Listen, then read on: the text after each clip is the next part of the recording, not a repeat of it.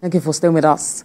The Department of State Services has arrested several tailors in Kano State for mass producing and possessing Russian flags, which were displayed during a recent protest.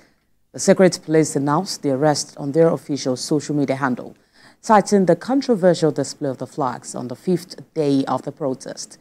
The incident sparked widespread outrage, prompting President Tinubu to direct security chiefs to address the issue and put an end to violent incidents relating to the demonstrations.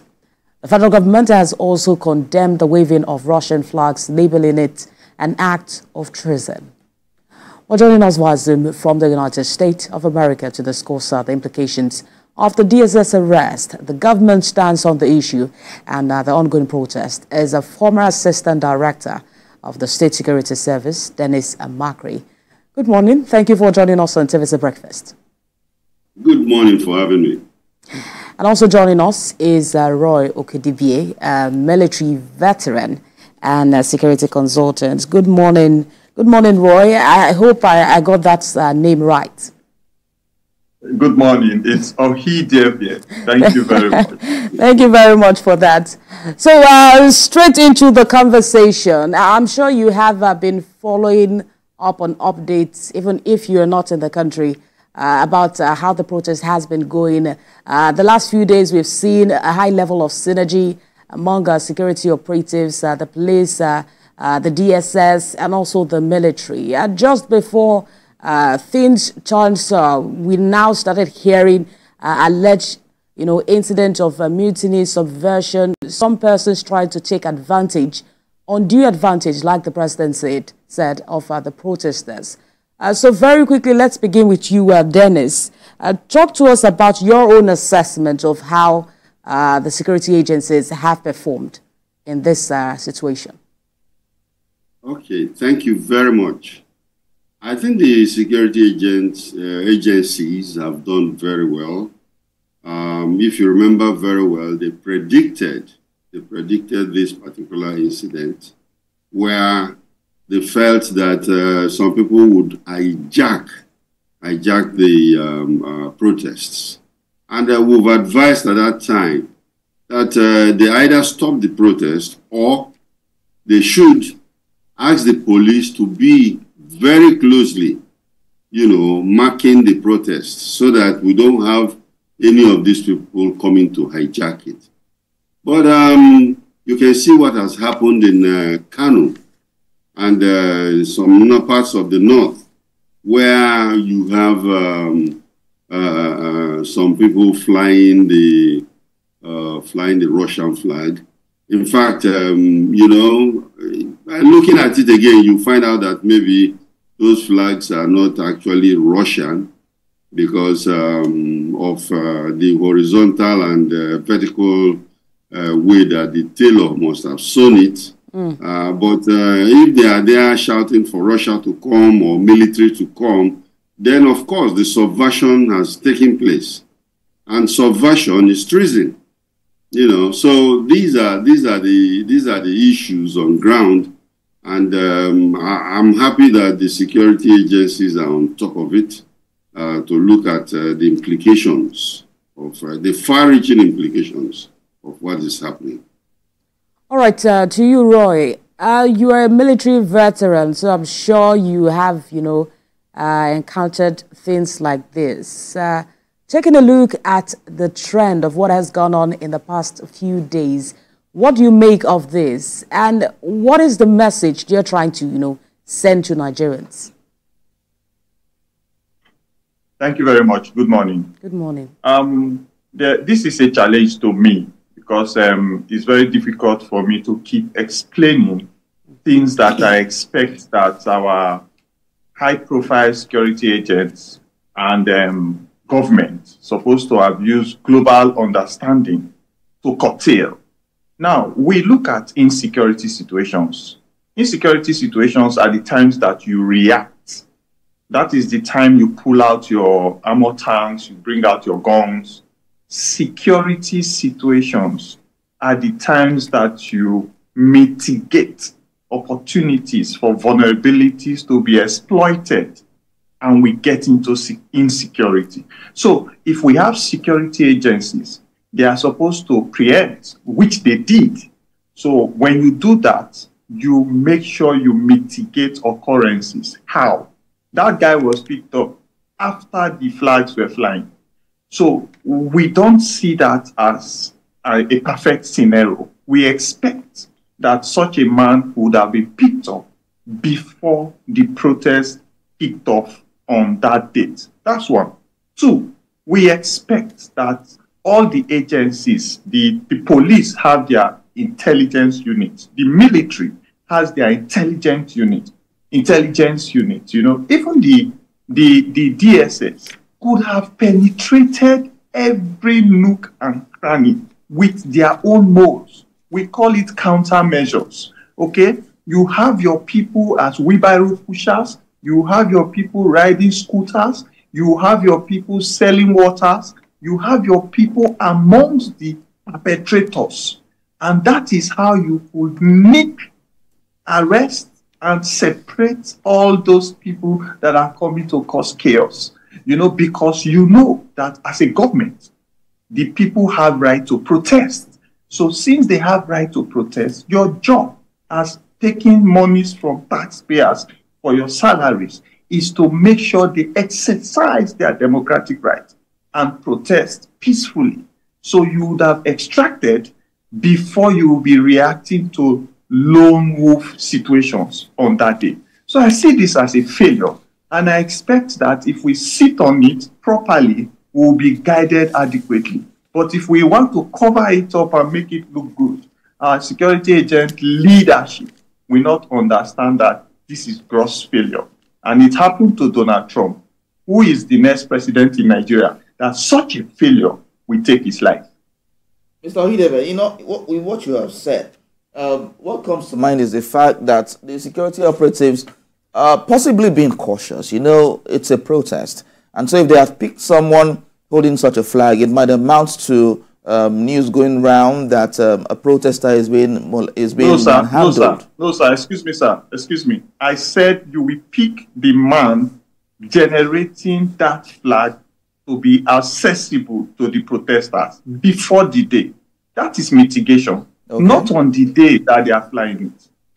Okay, so now the Tailor has been picked up after that story went viral. But in all of this now, what do you think is the implication on the polity? Because all of these things, this is just many people say this is just a smoke screen compared to what might happen later.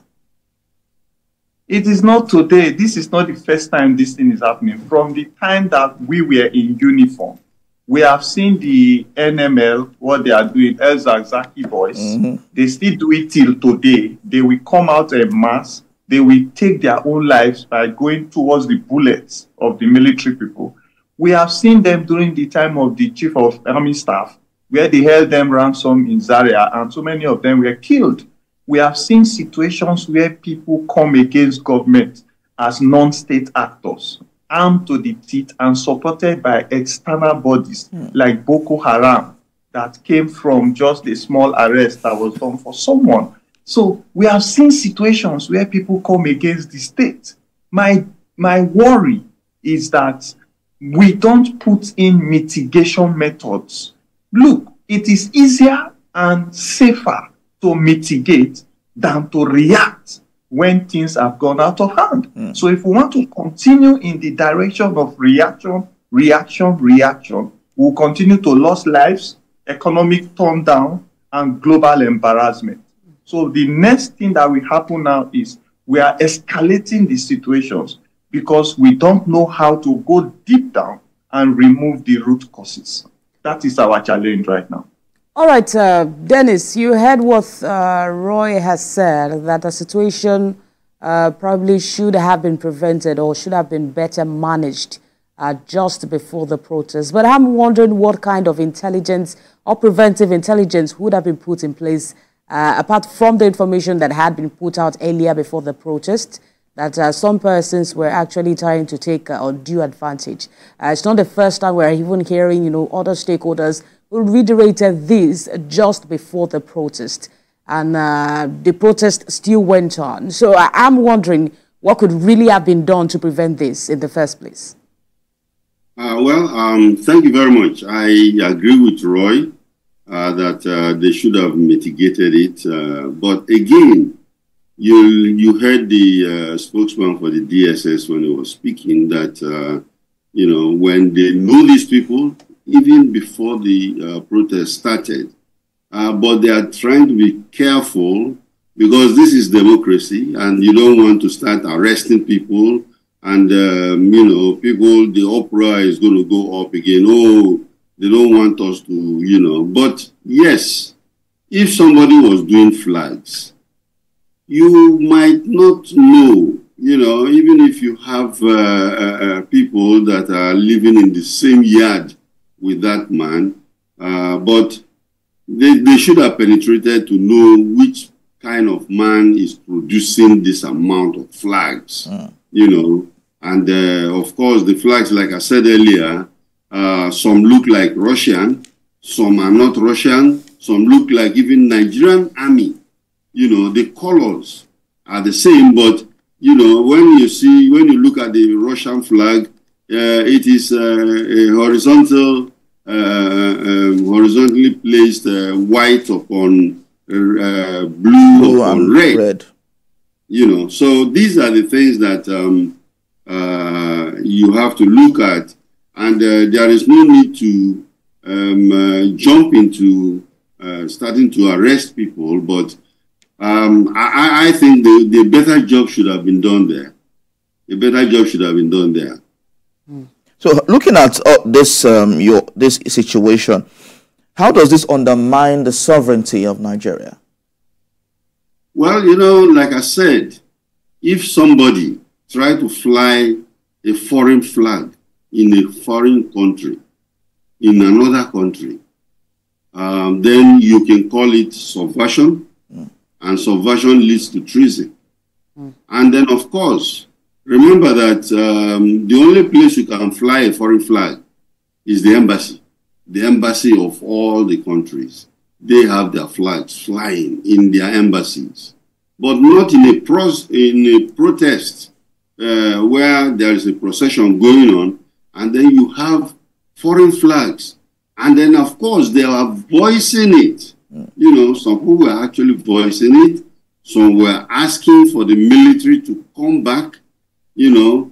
And from analysis, I think we are having a more serious implication to what is going on right now. Because when we looked at it, remember, why is this happening? You might come to think that, of course, you know, Niger Republic, Burkina Faso, and then, of course, Mali, where Russia is trying to get a foothold, you know, our neighbors. And remember that what just happened, where we have the Wagner groups also, you know, on standby. So you heard what the leader of Mali said once, that they will run into Nigeria. You cannot say that these people are in ECOWAS or let us do palliatives and then cool them down and stuff like that. This is a foreign army that is mounting, you know, their armaments and their personnel at our borders. In fact, if I have to advise the president, I'll tell him to close the border to these areas, because you never know. These people might be having sympathy, you know, with Russia, you know, and possible invasion or possible trying to, you know, get into Nigeria one way or the other. And remember that they are not our direct friends. We are not having any problem with Russia, but we are still their friends, but they see us as a more Western aligned country.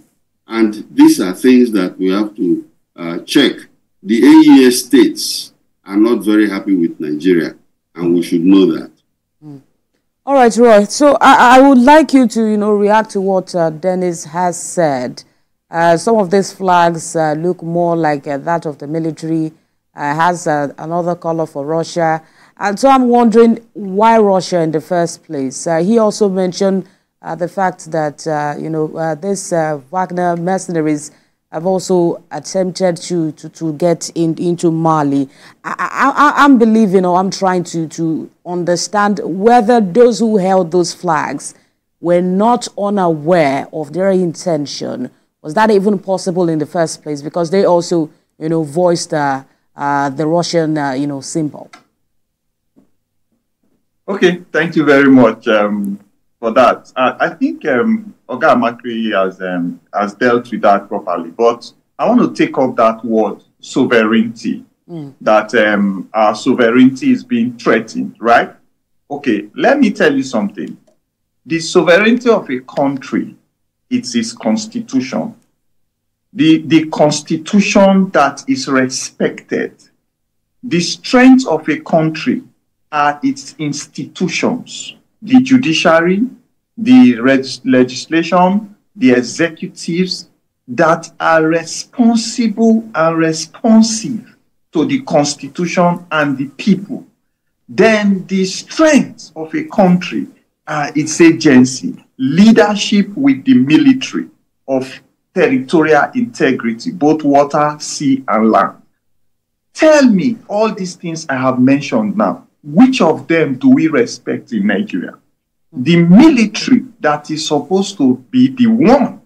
You are talking to the Wagner, you are talking to Mali, you are talking to the encroachment of international influence. It is your military that is supposed to look at those guys and blink them away. But the same military is being abused daily in our country. Political influence have removed all the advantages of every general in Nigeria to be the general of repute.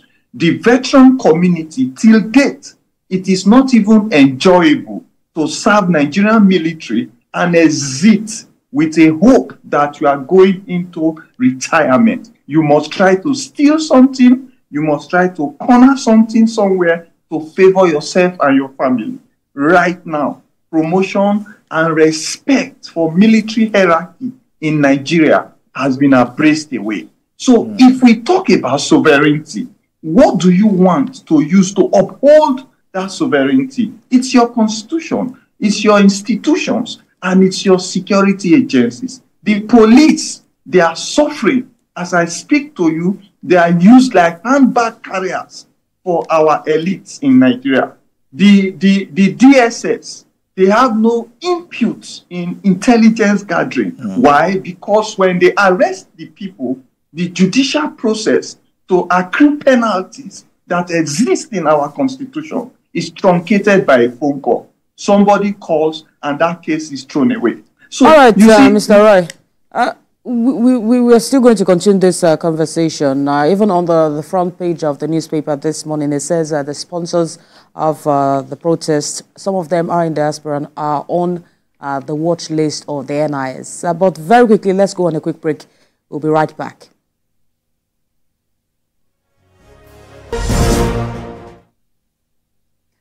Thank you for staying with us on TVC Breakfast. Just right before the break, we were having a conversation with the Assistant Director of the State Security Service, Dennis Makri, and Roy Idebe, a military veteran, on the recent arrest made by the DSS by some persons, flaunting the Russian flags. Gentlemen, thank you for staying with us. Roy, you were talking to us about protecting the sovereignty of the nation at this time. Thank you very much. And thank you. Welcome back from the break. Now, you see, when I joined the military, the Nigerian constitution was a do-or-die situation for us. Okay? And so many of my regulars and my superiors today were pained because Nigeria should focus on strengthening its institutions and its security agencies. There should be a trajectory, a positive trajectory from service to retirement. And that will attract all the patriotic citizens. Even you will like your brothers and your sisters to go into the agencies. So let's leave that so we don't digress. Now, before you can see citizens come out and be calling for military rule, that means they were instigated if it is not something that is popular. Now, where did the instigation come from? Remember Malami, the former Attorney General or Minister of Justice or whatever his position was, has said that he has a list of perpetrators and sponsors of terrorism. Now, this same situation we are now, they are saying they have a list of people that are sponsoring this thing. Look at NDLEA, Nigerian Drug Law Enforcement. Do you see them coming to TV to say, we want to, we will go, we will do? They do immediately, they harness the intelligence and they execute. What you see is presentation of the drugs and the drug baron himself in Nigeria and outside Nigeria. That is what they have been doing. Mawa have been doing a great job.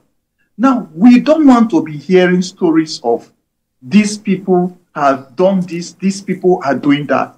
Pick them up quietly, and we will not hear from them again until you have done proper harnessing of the intelligence. So, my dear, I'm looking at our sovereignty, I'm looking at our constitution, I'm looking at our institutions. These are things that concerns me, and I beg the federal government to please put their eyes on the agencies. The agencies are no more effective as they are supposed to be, not only in Nigeria. See what happened in America before that shot was taken. There were loopholes. But what happened? The head of the agency resigned. And she was faced with the proper, articulate interrogation before a panel. But here, just a phone call, anybody can walk through and abuse any institutions. Thank you. All right, gentlemen, I think we have to note here that both of them are not in Nigeria, they're in the United States. And of course, it's it should be at about 3 a.m. in where you are, Roy, if I'm correct. And it shows how important they take this, the issues of security in Nigeria. But thank you for that. But in all of this now, do you think that because earlier the security agencies had hinted the protesters or hinted the nation of the fact that they've had intelligence reports on issues bordering on insecurity and hijack of the protest in different areas. Do you think that the protesters should have heeded to the advice not to go on protest? Or what do you think in all of this? Thank you very much. Oh, I love this, your question.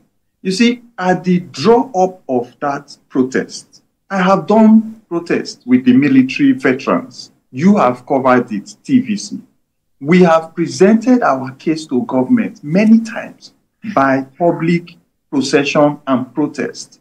Now, these our government have a lot of legitimate platforms they should have harnessed. One of it is, do you know that vulcanizers have their association? Do you know that butchers have their association? Do you know that women that sell tomatoes, they have association? Do you know that tailors have association? This is how they could put their prices to be uniform in certain areas. The Security Association of Licensed Private Security Companies of Nigeria, has employed millions of Nigerians as guards. So those associations can also be a very productive platform. Then we also have ICANN, we have MBA, we have Student Association, NAN, we have secondary school associations. All of these bodies should have been held, meetings should have been held with them, because they are the ones that can penetrate into the nook and cranny of planned protests, whether they are faceless or not. You will go to the ones that have faces and talk to them, hold meetings with them, agree with them, discuss with them. Before you know what's happening, you are dousing the tension. Okay. Do you know that nurses have association? You know, there are so many platforms that the government should have approached. That was not done. That is one. Two, do you know that Nigerian citizens have accounts? those that have NIN have accounts. Why are you giving a governor 50, I don't know the number, bags of rice? Why can't you pay 5,000 naira to each person's account? I gave someone 10,000 naira the other day. Do you know how grateful they were? 5,000 naira alert in my account, in the next guy's account, and the federal government is sending a bulk SMS to say, hold this and we know we are coming back. Every week you will get 5,000 naira or whatever. People will begin to see action. You have their name, you have their account numbers, you have their 3 billion, everything. So why give people that will abuse it and you will say, I gave to the governors, I gave to the local government chairman. You can get them directly. Okay, so let's go to Dennis on his own thoughts on this question. Could you repeat that question? Because we're talking about the fact that intelligence security operatives had told the protesters earlier that they've had intelligence reports on the hijack of protesters. So looking at the security issues that has bedeviled the protests so far, do you think they should have just heeded the advice of security operatives? I think one thing is that this protest has been long in coming. True. And the people have been preparing for it. In fact, people were agitating for protests for long. And as it was coming, I think, you see, one thing we have to understand is that protests, not all protests are bad. And government should not be scared of protests. You know, protests is like a safety valve, you know, for the people to air their own, you know, frustrations to government. You know, it's like when you're cooking with a pressure cooker. You know, if the thing gets too hot, there is a button there that will, you know, release the heat. And that's what protest does to a country. You know, and that way, government should be able to, in fact, collect enough intelligence from what is happening or how the people want their country to be run. One thing is that we have to understand that it is not we and them. It is a government, it's a democracy, right? So it's government of the people, by the people, for the people. So if that is the case, sometimes the people want to make out their voices to be heard. You know, but there is this tendency among government people who feel that, no, what we are saying is what is going to happen. So you don't listen. You know, there is need for government to listen to people when they want to do a protest. So, protest is not just a negative thing. It is something that you can always use. And then, of course, if you know that there is going to be a problem following our history, whether there's going to be some kind of hijack or there's some kind of, you know, some violence that is going to happen, then you manage it. Manage it immediately. Okay. When you say, like here, for instance, in the United States, you find out that people protest every day. People protest every day. And the last one was even at the Capitol. People were protesting when Netanyahu, the Prime Minister of Israel, came. And some people were protesting. They were pro-Israel. The police was there. And they were all wearing the same T-shirt to show that they belong to the same group. Because sometimes infiltrating into the group is what has been causing problem in Nigeria. You know, then after that protest, outside you see other people also protesting against Israel. And then, of course, nobody is violent. The police was there, they did their thing and left. So we should be able to manage protests. You know, it is not something that government should, oh, no protest, or we won't allow you. Allow people to do their protest, but manage it. If they cannot drop the idea, manage it. The police itself, they said, okay, we are going to, but what you saw was, you know, threats. even the military was threatening people that, you know, you are violent, we will deal with you and stuff like that. You know, it is not foreigners. These are Nigerians. So the management will depend on the kind of leadership you have, you know. So these are the issues. So let's not think that protests are bad things that we should stop or we should not allow. In fact, we should encourage protests. Even in your family, you know, if you see that your children can protest, your wife can protest, you know, if there are certain things going wrong. But not up to going to the streets, right? So, you know, you know what to do. You will know what to do. I think it depends on managing the protest process. All right, staying with you, Dennis. You know, some persons have been talking about what should have been done by the government, what should have been done by the protesters, what should have been put in place ahead of the protest. So many what-ifs. Talking about that, I want to, you know, ask you if, you know, perhaps there was anything the Russian embassy would have done, you know, to react to this, or probably a more proactive response to what is going on. I know that the head of the embassy in Nigeria has also dissociated itself on behalf of Russia or to that incident. But perhaps there should have been a more strategic response to this incident, because this is not one thing that should be taken with kids' gloves. Well, you have to understand something. Russia can come out and tell you that we are not involved in this. It doesn't concern us. But I don't expect anything more than that, even if they are involved. And remember, the legal residents in Nigeria, we call them legal residents. Those are people, diplomatic people, spies who work in the embassies of, you know, the different embassies, you know. And these are spies.